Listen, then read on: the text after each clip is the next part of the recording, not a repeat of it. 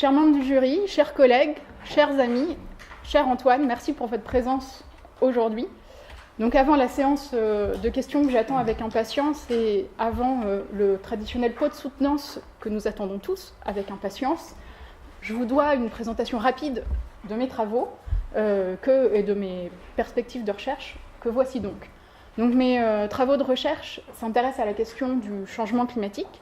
question que j'aborde à travers l'économie de l'environnement et des ressources, mais aussi par des travaux multidisciplinaires en lien avec la modélisation du climat et du cycle du carbone, ou mobilisant les mathématiques appliquées. En effet, il me semble que le lien avec ces disciplines est nécessaire pour aborder des questions à teneur économique in fine, mais pour lesquelles la compréhension des mécanismes physiques est nécessaire pour poser correctement les questions ou pour représenter les mécanismes de façon pertinente, ou alors pour tirer parti de modèles qui qui reposent sur beaucoup d'équations ou de paramètres, parce que représentant des systèmes complexes. La plupart de mes travaux sont de nature appliquée. J'utilise des modèles numériques. Les modèles sont alors pris comme une heuristique, un cadre à penser, pour tenter de faire ressortir les principaux mécanismes en jeu, ou pour tenter de quantifier des résultats robustes, ou alors faire apparaître les principaux déterminants des incertitudes. J'ai choisi de présenter mes travaux en les articulant autour de deux grandes thématiques. D'un côté, celle des irréversibilités et des inerties, et de l'autre, celle des incertitudes. En effet, ces deux questions, inertie et incertitude, me semblent, et ont semblé à beaucoup d'autres depuis Arrow et Fisher en 1974, absolument cruciales dans la question du changement climatique. S'il fallait le préciser, les incertitudes ne portent pas sur la réalité du changement climatique ou sur son origine anthropique, mais sur l'amplitude ou la compréhension précise de certains mécanismes, comme les impacts du changement climatique sur nos sociétés, ou alors sur la connaissance des technologies futures de réduction des émissions de gaz à effet de serre, sur les évolutions futures de nos sociétés, nos économies, nos modes de vie. Évidemment, l'incertitude, c'est une situation dans laquelle nos connaissances ne sont pas suffisantes pour connaître les probabilités des événements futurs, et ça pose une question pour la prise de décision face au changement climatique et pour la modélisation qui vise à informer ou à proposer des éclairages à ces décisions. Par ailleurs, la nature même du changement climatique, une pollution de stock, fait de la question des irréversibilités et des inerties une question cruciale pour les décisions d'atténuation. Mais le stock de gaz à effet de serre n'est pas le seul élément qui crée des inerties dans le système, c'est également le cas pour l'ensemble des choix et des évolutions des systèmes techniques, économiques et sociaux du fait de la grande durée de vie du capital installé et des infrastructures, du fait des habitudes de consommation ou de mécanismes de dépendance au chemin qui font que les décisions aujourd'hui conditionnent sur le long terme les trajectoires d'émissions ou les coûts et les potentiels de réduction de ces émissions. Après cette introduction, je vais vous présenter un échantillon de mes travaux et des pistes de recherche que je propose en les articulant autour de ces deux thématiques, inertie et incertitude. Si ça voulait bien avancer, ce serait parfait. Commençons donc par la question des inerties. Et je me suis en particulier intéressée à l'inertie des systèmes sociotechniques et économiques. Dans deux articles, nous avons mené une investigation stylisée de cette question de l'inertie, où l'inertie est représentée par des fonctions enveloppes, par exemple exponentielles comme ici, où on représente l'inertie à la mise en place de politiques et d'actions de réduction des émissions par la date du pic des émissions mondiales, et où on représente les limites techniques, économiques, sociales et politiques à la réduction des émissions sur le long terme par un taux de décroissance après le pic. Dans l'article avec Stéphane Algat, nous avons quantifié le lien entre la date du pic et le taux de réduction des émissions nécessaires après le pic pour respecter une cible de température. Et nous avons montré que cette vitesse de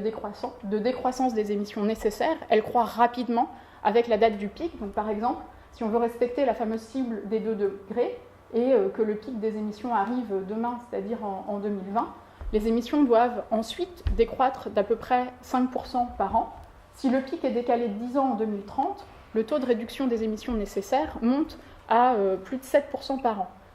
Si l'objectif des 2 degrés peut être justifié du point de vue des impacts, évidemment, c'est le niveau de ces taux de réduction nécessaires peut faire douter de la faisabilité, tout du moins si on ne parie pas sur la possibilité d'émissions négatives dans la seconde partie du XXIe siècle. Et dans la mesure où la question des émissions négatives est centrale pour l'atteinte des objectifs des 2 degrés, il est important de quantifier les besoins en émissions négatives et les incertitudes associées. C'est ce que nous avons fait dans un article avec Thomas Gasser et d'autres auteurs. Nous avons montré que les émissions négatives seront nécessaires, mais que seules, elles ne seront pas suffisantes pour atteindre la cible du 2 degrés. Et par exemple, ce sont ici les flux d'émissions négatives qui seront nécessaires, qui sont quantifiés. Ce qu'on montre, c'est qu'il varie de façon non linéaire avec le taux de réduction des émissions après la date du pic des émissions, et qui varie aussi de façon non linéaire avec la date du pic. Et donc, on peut en conclure que tout effort d'atténuation sera plus que compensé, ici en termes physiques et pas en termes économiques, par la réduction des besoins en émissions négatives nécessaires. Jusqu'ici, nous avons parlé de l'inertie en la stylisant à l'extrême, mais dans d'autres travaux, j'ai cherché à ouvrir l'enveloppe de la vitesse de décarbonisation de l'économie en m'intéressant en particulier au rôle des choix d'investissement dans le capital à longue durée de vie. Dans un article avec Stéphane Algat, nous avons quantifié ce qu'on appelle le leg en termes d'émissions des infrastructures existantes, c'est-à-dire les émissions qui auraient lieu si on utilise ce capital jusqu'à la fin de sa durée de vie. Et nous avons montré que le défi climatique devra prendre en compte cette question, forcer l'abandon prématuré ou la rénovation énergétique de capital qui existe déjà, et aussi cibler les déterminants de demande des services énergétiques, en particulier ceux liés à la localisation des infrastructures et des activités. Ensuite, avec Henri Weissmann et d'autres, nous nous sommes intéressés au rôle des investissements dans les infrastructures de transport, secteur à longue durée de vie, où les infrastructures ont une très longue durée de vie. Et nous avons montré que réallouer les investissements vers des infrastructures de transport bas carbone dès aujourd'hui permet de réduire le prix du carbone nécessaire pour atteindre une cible de réduction des émissions données et le coût macroéconomique associé. Avec Philippe Quirion et Gaëtan Giraudet, nous nous sommes aussi intéressés à un autre secteur où le capital a une très longue durée de vie, le secteur des bâtiments résidentiels. Nous avons modélisé les barrières à la rénovation énergétique pour évaluer ex ante les instruments de politique proposés, à savoir réglementation thermique, éco-prêt à taux zéro, crédit d'impôt, fiscalité carbone. Et nous avons montré que la combinaison des politiques mises en place ne permettait pas d'atteindre l'objectif du Grenelle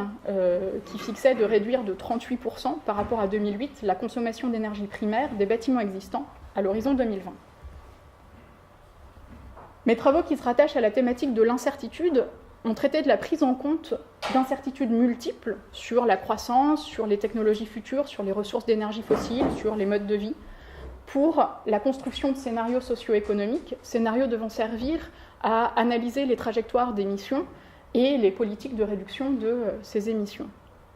Mes travaux cherchent à s'affranchir du caractère très partiel et arbitraire des méthodes qui sont classiquement utilisées par la communauté de modélisation intégrée, méthodes qui reposent sur la construction et l'analyse d'un petit nombre de scénarios prospectifs. À l'inverse, ce que nous avons fait consiste à construire un grand nombre des ensembles de scénarios qui explorent l'espace des incertitudes, puis à analyser ces ensembles pour faire ressortir des résultats robustes ou faire ressortir les incertitudes qui comptent, c'est-à-dire les principaux déterminants de tel ou tel résultat d'intérêt. Je vais vous donner brièvement deux exemples. Les deux reposent sur la construction d'un ensemble de scénarios avec le modèle IMACLIMER, qui, en combinant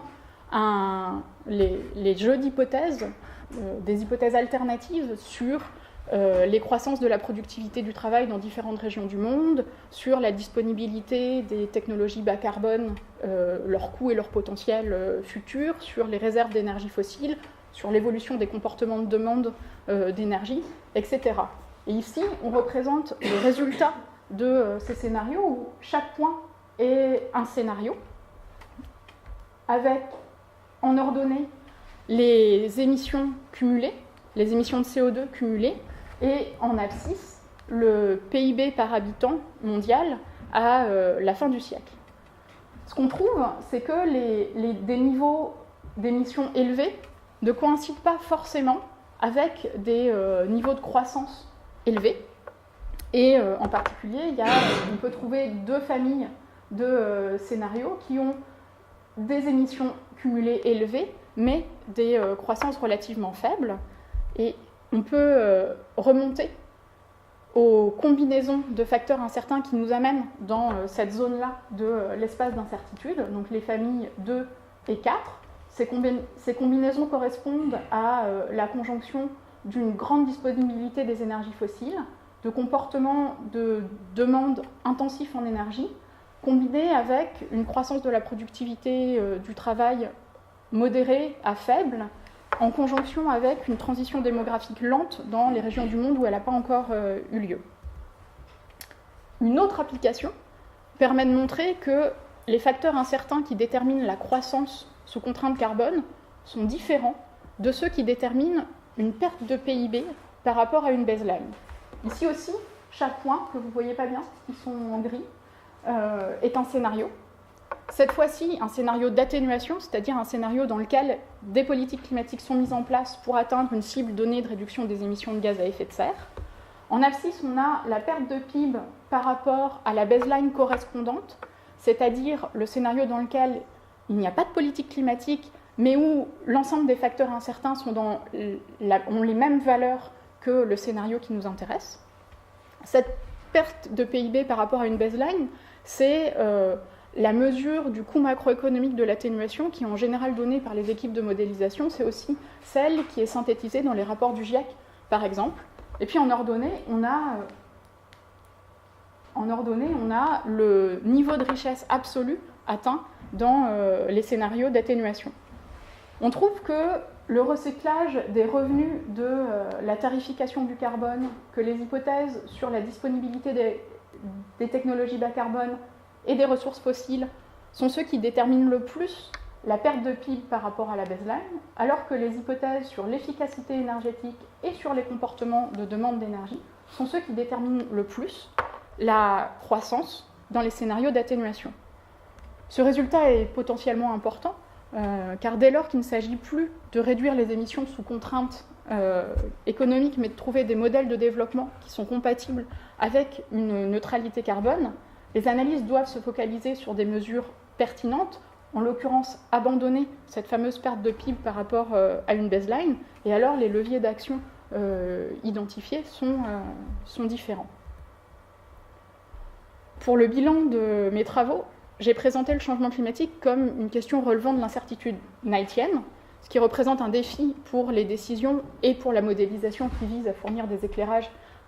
aux décisions. Mais jusqu'ici, je n'ai abordé que la deuxième partie du défi, à savoir la prise en compte d'incertitudes dans des études modélisées, et je me suis limitée à la modélisation de l'atténuation.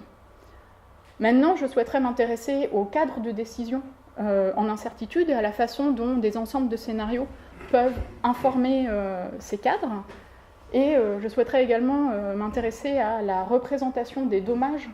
économiques du changement climatique afin de pouvoir intégrer atténuation et dommages dans un même cadre et éviter les limites liées à l'utilisation d'une baseline sans dommages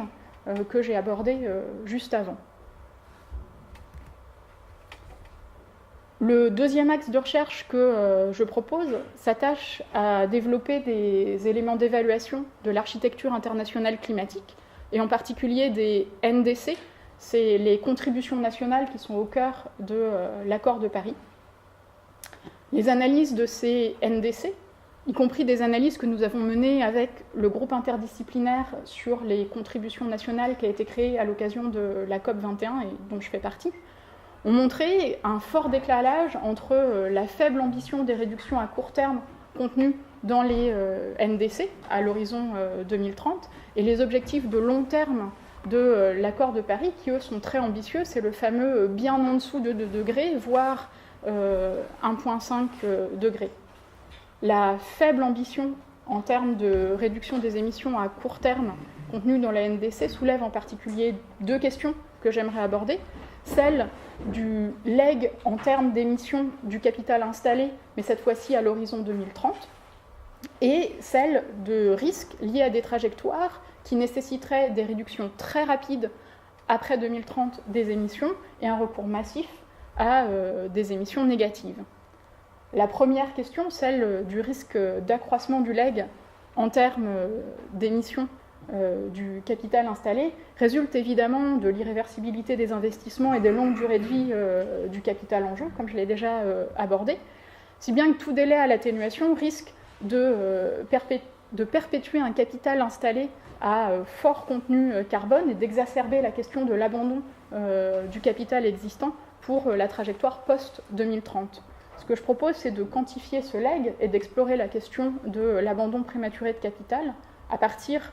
de la représentation des NDC dans le modèle IMACLIMER, qui nous permettra d'évaluer les transformations technologiques et structurelles, ainsi que le contenu carbone du nouveau capital installé à l'horizon 2030, résultant donc de la mise en œuvre des contributions nationales annoncées. La seconde question pose celle de l'arbitrage entre un recours massif à des émissions négatives, recours qui risque de ne pas être possible ou d'avoir des effets secondaires très importants, et la faisabilité et les coûts d'une bifurcation rapide des émissions à court terme. Donc nous étudierons cet arbitrage en évaluant des trajectoires d'émissions alternatives, combinant plus ou moins d'émissions négatives et plus ou moins de réductions précoces et rapides à court terme, simultanément avec le modèle IMACLIMER et des modèles de cycle du carbone et de climat. Et ce travail visera en particulier à évaluer la valeur d'assurance que représentent des réductions d'émissions précoces face à l'incertitude sur les potentiels et les coûts d'émissions, de technologies d'émissions négatives. Je suis consciente que ce programme de travail est sans doute trop ambitieux, mais je ne vais pas le mettre en œuvre toute seule, d'où notamment ma demande d'habilitation à diriger des recherches. Je vous remercie de votre attention et je serai maintenant ravie d'échanger avec vous sur le bilan de mes travaux et encore plus sur les pistes de recherche que je propose.